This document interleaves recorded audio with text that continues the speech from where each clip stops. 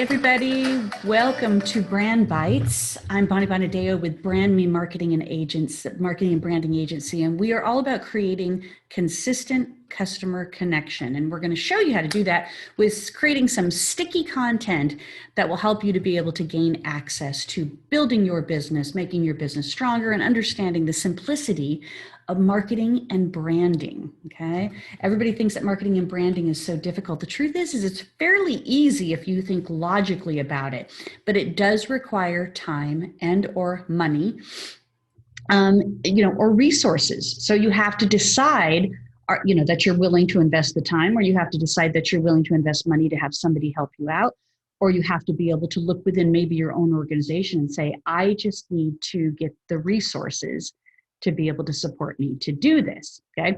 So we're in week 3 of what we call the ACT method. Okay. It's the ACT campaign method. So week 1, we kind of did an overview of what the ACT method is. And week 2, we talked about the first part of the ACT method, which is awareness. A is for awareness, and how to be able to create that general brand awareness that you need in order for your community or clients within your area to know that you exist. Today in week 3, we're going to be talking about client acquisition, which is the C to the ACT method, because at this point, there isn't anybody that doesn't need more new clients. It's how we thrive as a business. It's how we continue to grow, because what we know is that, as new clients are coming in, old clients are going out. And right now, in the times that we're in, there's a lot of migration going on. People are moving away, people are moving in.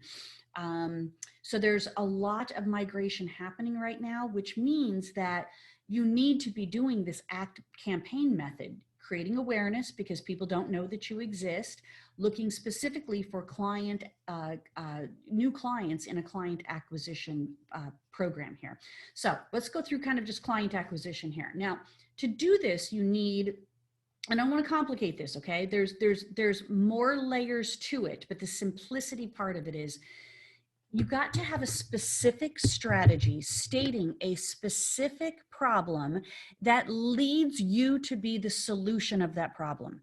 Okay, specific strategy to a specific problem that then leads you to be the solution of the problem, whether it's a product or a service or where your business is located or the business in general.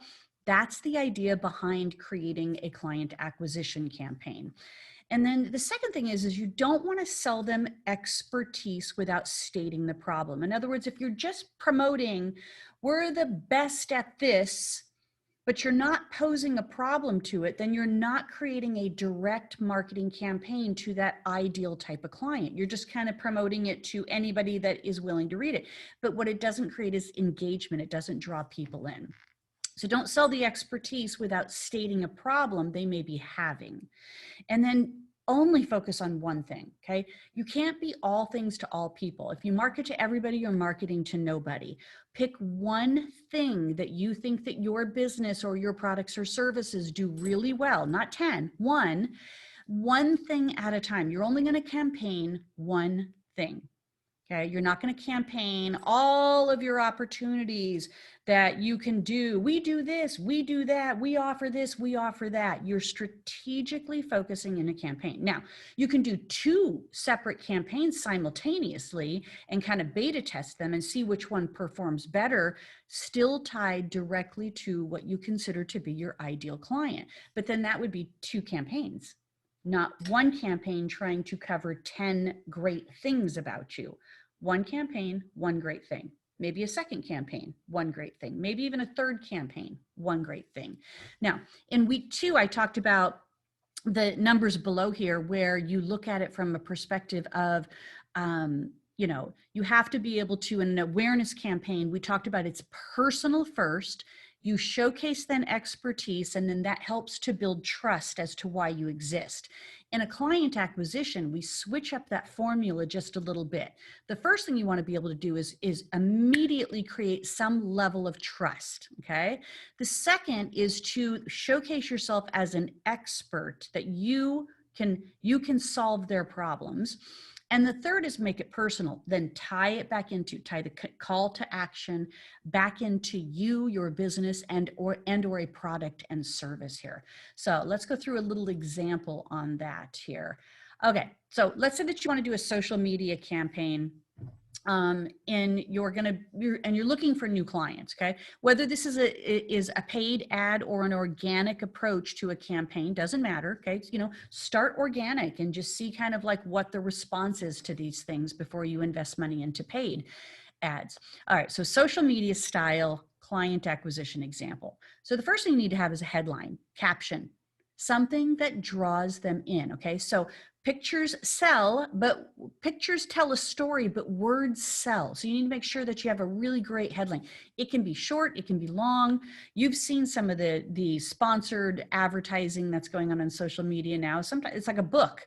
Some people write a book, and some people keep it really short and simple and catchy. Okay, so you want to have a headline. The second thing is that you want to then pose the problem that you think your ideal client might be dealing with. Okay, the third is to offer the solution that fills the need of that problem. And the fourth is having an image that creates the tie into it. Okay, so let's do an example here. So let's say we're getting into spring, getting into more warmer, humid weather. And, being from Phoenix, Arizona originally, I never had to worry about fuzzy hair, which is why my hair's up in a bun today. But now that I'm living in the South, my hair is an out of control mess most of the time. So the headline could be humidity hair, all right, with a question mark. So you're kind of like, humidity hair. You could even expand on it a little bit more and say, you got humidity hair right now, or, something like that. The problem is, people want more control over their hair. They don't want their hair to be so frizzy, so flyaway, so out of control. So my problem is, I'm telling them gain control and love your hair. Okay, I'm giving them a hint at the solution. Now I'm providing them an actual solution. Since we're a Goldwell salon, I'm going to say, Kerasilk Control Smoothing Fluid. And then I might say some little other tad bit about it. Okay, that creates people to go, oh, I need some of that. All right.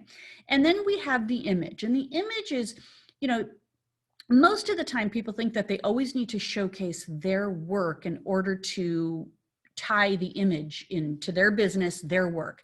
And that's not true. Advertising is creating kind of that mental picture, that emotional connection to picture. So there's 3 different areas that you could do an image in. One would be just the product picture alone.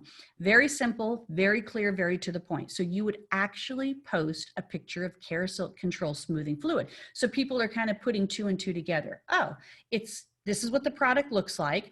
And now I want to be able to find it. Now, that gives them the opportunity to go onto Amazon, to go anywhere and just actually find the product, and maybe not necessarily bring them into your business. Okay. So the second image idea would be connection. This would be where you're taking that visual of that ideal client that you say that you want to serve. And what you're doing is you're showing it. And she has very controlled hair. So it could be very much a lifestyle picture where she's walking down the street and she's totally in control of her life, and her hair is in total control.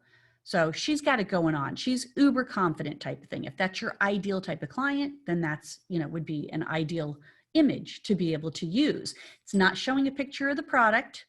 Okay. It's creating that connection that they have to come to you in order to make that a reality. All right. And the third would be is something that's either shocking, humorous, or relatable. Okay. And so this would be like, for those of you that are Friends fans, this would be maybe getting a picture of Monica in that one episode where they traveled to an island and she had super, super big frizzy hair. Okay. And that's kind of created that creates kind of that shock appeal. It's humorous. So if you've seen that episode or you like Friends, you would totally relate to that.